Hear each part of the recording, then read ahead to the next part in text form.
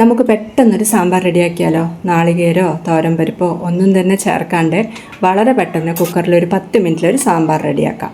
അതിനായി കുറച്ച് കുമ്പളങ്ങ, മത്തങ്ങ, ഒരു 3-4 തക്കാളി, ഒരു സവോള, 2 പച്ചമുളക് എല്ലാം കൂടി ഒന്ന് വെളിച്ചെണ്ണയിൽ നന്നായി വാട്ടിയെടുത്തതിന് ശേഷം ഒരു കുക്കറിലേക്ക് ഇടുക. ഒരു നെല്ലിക്ക വലിപ്പത്തിൽ വാളംപുളി കലക്കിയതും അതിലേക്ക് ഒഴിച്ച് 1 ടീസ്പൂൺ മഞ്ഞൾപ്പൊടിയും 1.5 ടീസ്പൂൺ ഉപ്പും ഇട്ടതിന് ശേഷം വീട്ടിലുണ്ടാക്കിയ ഒരു സാമ്പാർ പൊടി, അതിൻ്റെ റെസിപ്പി ഞാൻ കൊടുക്കാം.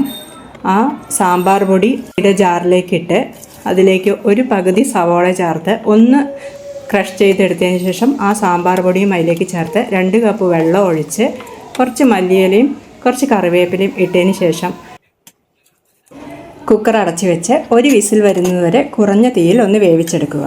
അതിനുശേഷം കഷ്ണങ്ങളെല്ലാം നന്നായി ഉടച്ചെടുക്കുക. അതിലേക്ക് ആവശ്യത്തിന് മല്ലിയിലയും കറിവേപ്പിലയും എല്ലാം ചേർക്കാം. ഒരു കഷ്ണം ശർക്കര കൂടി അതിലേക്ക് ഇട്ടതിന് ശേഷം അടുപ്പ് ഓഫ് ചെയ്തിടുക.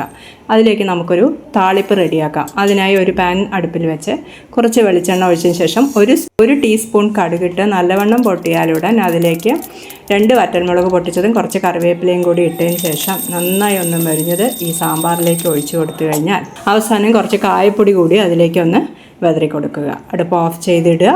നല്ലൊരു സാമ്പാർ റെഡി. വളരെ പെട്ടെന്ന് നമുക്ക് റെഡിയാക്കാം. അതിലേക്ക് പരിപ്പ് ചേർക്കേണ്ട ആവശ്യമില്ല, നാളികേരം ചേർക്കേണ്ട ആവശ്യമില്ല.